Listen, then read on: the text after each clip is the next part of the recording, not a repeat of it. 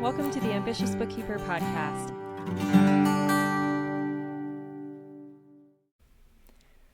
April 15th is estimated tax deadline. In this video, I'm going to show you how to calculate your estimated taxes, especially if you're an S Corp and you pay yourself a W-2 wage, which, by the way, if you are an S Corporation, you should be paying yourself through payroll. If you have questions about that, drop a comment below this video. So in this video, I'm going to show you exactly how to calculate your IRS quarterly estimates using the IRS Estimator tool. Just so that you're ready to have things handy and walk through with me, make sure you have your most recent W-2 pay stub showing your current wages, your year-to-date federal withholding, which should also be on your most recent pay stub, your business net income, so you're going to want to pull from QuickBooks or Xero your profit and loss statement and look at that very bottom net profit number. If it's a loss, you don't want to be estimating anything for your business income. And then any other income that you want to include, whether you have Social Security, interest income, or if you're a partner in another business and you anticipate having a K-1 for 2026 or future years if you're watching this anytime in the future.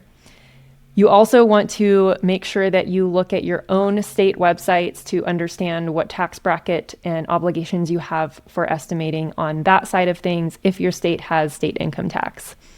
And if you do work with a tax preparer, your tax preparer should be providing you estimates, but this is one way that you can figure it out on your own if you're new in business, you haven't had previous estimates prepared for you, or if you have fluctuating income this year versus last year. All right, let's get into it. So first off, this is designed for people with W-2 income as well as other sources of income, and it gets pretty detailed. You don't have to go super detailed if you just want a ballpark estimate, but if you have estimated already, you can see if you're on track for owing anything extra or if you need to adjust your tax estimates. My recommendation is always to check with your tax preparer to see if they've prepared you estimated numbers to send in quarterly and check against those, especially if you are expecting a decreased or a greatly increased income for the current year, as opposed to that tax return. So like I said, first off, you're going to need some information. So we'll get to that in a moment. But when you log into the Tax Withholding Estimator, you just want to answer the questions about yourself. And so I'm filling this out as myself. So I'm going to be checking some boxes that you may or may not check differently. And I'm not claiming any dependents. When you choose no dependents, this is going to increase the amount of tax that you pay. So if you want to check no on all of these and check single, then it will create the highest possible amount of tax to pay. So if you want to be on the safe side, you can always do that. So then we're going to hit next. And then income tax and payments for 2026, which is the current year. You're going to add any jobs or employers that you get a W-2 from. And so if you're an S corporation, this is where you would enter in your own W-2 amount. And do expect this job to be all year. If you know that you've elected S Corp status and you're paying yourself all year and you know what your salary is going to be, you can enter that in here. We do every 2 weeks for our pay periods. And then you want to look at your most recent pay stub. So right now we're in April, so I'm going to choose my April pay stub. I would be pulling that up and choosing the date that it ended, which was Sunday. So that's April 5th of the current year. And then the pay date is going to be whatever date you get paid. So it's usually a Friday, so it might be different than the actual pay period end. This really doesn't have to be that exact. Again, we're just estimating. So I'm going to say, let's just type in April 15th for the heck of it. And then whatever the gross income is, this is your total wages before taxes are withheld. And so let's say each week you pay yourself $2,000 or every other week you pay yourself $2,000 of wages. And we're not going to do any bonuses or anything. If you estimate yourself a bonus, you can add that here. Or if you have a spouse with income and a W-2, you're going to fill their information in here. And then this is going to be the gross income so far. This should also appear on your year-to-date pay stub as total year-to-date. So let's say we're in April. If you're getting $2,000 every 2 weeks, we're going to say we've been paid, it's 3 months. So times 4, so 12 divided by 2 equals 6. So 6 times 2,000 is going to be 12,000. If we use those calculations, that's what your gross income would be so far. If you have tips and overtime, you would add those here. Now this is where you're going to enter what has been withheld this pay period. Let's just say it's $100. And then so far in 2026, let's say it's $600. And this is just your federal income tax, not Social Security and Medicare. If you're contributing to any retirement plans or health insurance, you can add these here. It's only going to reduce the tax that you need to estimate. So if you really want to get exact, you can fill these in. I'm going to leave it blank for now just to show us a ballpark. Now, if you have more jobs, you can add that information here. If you have a pension or annuity income, you can add that here. And then here is self-employment income. This is going to be really important for you as a self-employed individual, even if you're paying yourself a W-2. Because your business is going to also make income on top of what you're paying yourself. So we're going to add that in. And the total gross income expected from self-employment work for the year, let's say it's $50,000 in addition to what we're paying ourselves. And any self-employment work-related expenses, we're going to leave this blank. And if you have another business, you're going to add that here, add more self-employment income. Or if your spouse also has a business, you can add that there.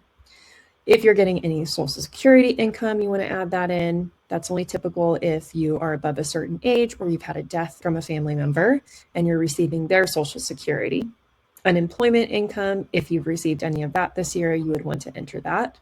And any distributions, money you've taken out of retirement, it would go here. I'm going to leave all this blank because, again, I want it to calculate the maximum amount of estimated taxes for me so I know that I don't under contribute. If you have rental income, you'll add that here. Interest income, you can add those in here as well. And I'm going to go ahead and do that because I usually get a little bit of interest income every year from my high yield savings. So I'm going to add about $600 there. This is where if you are a partner in another business or another S corporation that you didn't include in your self-employment income up top where we already entered information in, say you're a silent partner in another business, but you get a K-1 at year end, put in there what you expect to get. So let's say we expect to get $1,000 on another K-1 as passive income. And non-passive income would be any partnerships or S corporations you're active in, which we already included in that self-employment income as an S corporation. But if you want to put it here, you can put it here instead. Just don't duplicate it. Other taxable income, as you can see, there's a list of those. I'm going to leave that blank. And then you want to make sure that if you've paid any estimated taxes this year, not for last year, but this year, you want to include that. Right now we're in April, so we're assuming you're making your first estimated tax payment for the year, and so it's going to be 0. But as you do this calculator throughout the year, you want to make sure you keep track of what you're estimating throughout the year and keep record of that. I always recommend printing those confirmation pages to PDF and saving them in your tax file. And we're going to hit next. And any adjustments, again, this gets really into detail. I'm going to skip all of this. Self-employed retirement plans, all of that kind of stuff. These are going to reduce the amount of estimated taxes we have. And we don't need to put business expenses here because we are using our net income number in that self-employment income, not the gross. So make sure you don't duplicate anything there. And then if you're paying for your own health insurance premiums, you can deduct that. I do recommend putting that in here. And so I pay about $700 a month for my self-employed health insurance premiums. And I'm going to hit next. Standard deduction or itemized. We're just going to use the standard deduction for the purposes of estimating. But if you know you're going to itemize and you've bought a house or something like that, you can absolutely change that. It's just going to make it a little more complicated. So we're going to use this. Click next, and additional deductions if you donate to charity, car loan interest, that's a new one, and qualified business income. That's something that it's calculating for us based on the answers we've already provided. So if we want to use that QBI credit to calculate into the estimate, it would reduce it, but I'm going to just leave it blank and see what happens. And child dependent care credit, American Opportunity, all these other credits, I'm just going to skip. If you know you have mortgage interest, like I had a lot last year, I'm going to assume it's pretty close to the same. So I'm going to add that in and then click next. Now, my withholding results, it says we're not withholding enough, which makes sense because I have business income and a W-2. So it shows the calculation of what they're expecting we make at the end of the year based on my answers. And so this is going to be the total tax liability for the year prior to any withholding on paychecks or credits or anything like that. And so this is the number you want to take and divide by 4 to make sure that you're estimating that each quarter. So if we take 17,205 divided by 4, I should be estimating about $4,300 per quarter based on these numbers. Again, I skipped through a lot of the tax credits and deductions because I wanted to maximize the amount of money I'm estimating so I don't end up with penalties. And sometimes I get money back that way. So it's really up to you how you handle that. But yeah, so this is going to be the total amount that you would owe for the year. Again, we do have withholding happening from a paycheck. So technically I can estimate 12 divided by 4, which is about $3,000 a month, and be probably safe. But if your income is fluctuating throughout the year, you want to make sure to come back and check this and then reduce it by however much you've already paid and figure out your new estimates. So that's how you want to estimate your federal estimates. If you live in a state with state income tax, you want to make sure that you are following the guidelines and tax brackets for your specific state and also estimating for your state. Like I said at the top of this video, if you have a tax preparer, they should be providing you with quarterly estimates, but you can rely on this to make sure those are correct, especially when your income is fluctuating. If you are an S corporation in your business and you're not paying yourself on a W-2 or through a paycheck or payroll system, my recommendation for all of our clients is Gusto, and I've linked that below the video. I super appreciate you using the links that I share. And if you need support as a business owner, if you're a creator, if you're e-commerce business, online course creator, or a YouTube creator, hello, thank you for coming to my channel. If you want support with your accounting or your bookkeeping, you can contact us through the link in the description below this video as well, or you can go to ofcoursefinancial.com.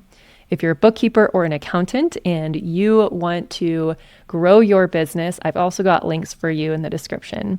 Thank you again for coming to this channel. Subscribe so you don't miss future updates, and we'll see you next time.